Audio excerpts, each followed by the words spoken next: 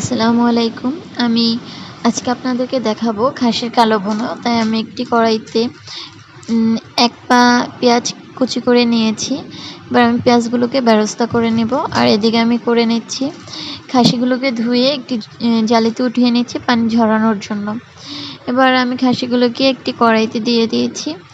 এবারে আমি এই কড়াইটার ভিতরেই খাসির কালো ভুনাটা করব। এবার আমি এখানে দিয়ে দেব ৩টি তেজপাতা, ৩টি দারচিনি, ৪-৫টি এলাচের গোটা, ৪-৫টি লবঙ্গ দিয়ে দিব। এখানে আমি বেরেস্তা করে রেখেছিলাম যে পেঁয়াজটা, সেই পেঁয়াজটাকে। তারপরে হলুদের গুঁড়ো, মরিচের গুঁড়ো, আদা রসুন বাটা দিয়ে দেব ২ চামচ। তারপরে দিব গরম মশলার গুঁড়ো, ধনিয়ার গুঁড়ো, জিরার গুঁড়ো, এই সবগুলোকে দিয়ে আমি সুন্দরভাবে মেখে নেব। আর এখানে দিয়ে দেব পরিমাণ মতো লবণ। আর যে তেলটায় আমি পেঁয়াজটা যে তেলের ভিতরে আমি ঢেলেছিলাম, সেই তেলটা রয়ে গিয়েছে, আমি সেই তেলটাকে দিয়ে দেব এটার ভিতরে। এরপর আমি সুন্দরভাবে হাত দিয়ে মেখে নেব। মেখে আমি পানি ছাড়াই এটাকে চুলায় বসিয়ে দেব। আপনারা অবশ্যই আমার ইউটিউব চ্যানেলকে সাবস্ক্রাইব করবেন, লাইক করবেন, কমেন্ট করবেন, জানাবেন আমার রেসিপিগুলো আপনাদের কেমন লাগে। আর অবশ্যই আপনারা আমার ফেসবুক পেজকে ফলো করে রাখবেন। আমি ডিসক্রিপশনে আমার ফেসবুক পেজের লিঙ্ক দিয়ে রাখব।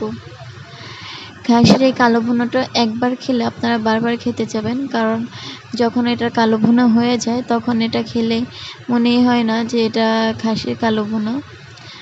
আমি উপরে মাখানোর শেষে আমি আর উপরে দিয়ে দিয়েছিলাম কাঁচা পেঁয়াজ। বেরেস্তা করে রেখেছি সেটাও দিয়েছি, আবার কাঁচা পেঁয়াজও দিয়ে দিয়েছি। এবার আমি চুলাতে বসিয়ে দিয়েছি, ঢেকে দিয়েছি। এখন বর্তমানে গ্যাসের অনেক সমস্যা করতেছে। যাদের বাসায় গ্যাসটা থাকে না বা কম থাকে, তারা এই পর্যায়ে ঢেকে দিবেন না গোস্তটাকে। প্রথমেই গোস্তটাকে আপনারা না ঢেকেই বসিয়ে দিবেন। আমার যখন গোস্তটা অর্ধেক পরিমাণে সিদ্ধ হয়ে গিয়েছে, তখন আমি এখানে দিয়ে দিয়েছিলাম কাঁচা গোলমরিচ, কালো গোলমরিচটা যে ছিল সেটা বেটে দিয়েছি। এখানে আমি ১০-১২টা গোলমরিচ নিয়ে তারপরে শিলে বেটে তারপরে দিয়ে দিয়েছি।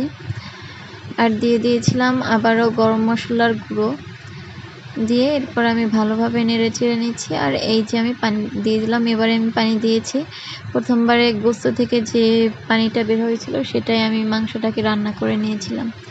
আর এবার আমি দিয়েছিলাম পানি।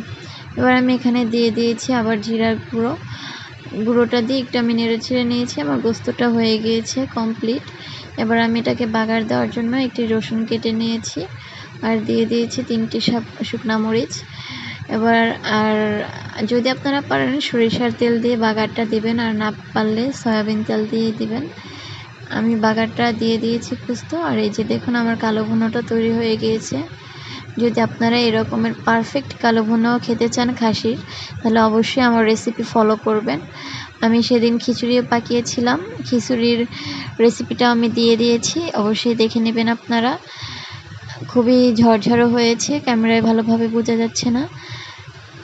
আল্লাহ হাফেজ।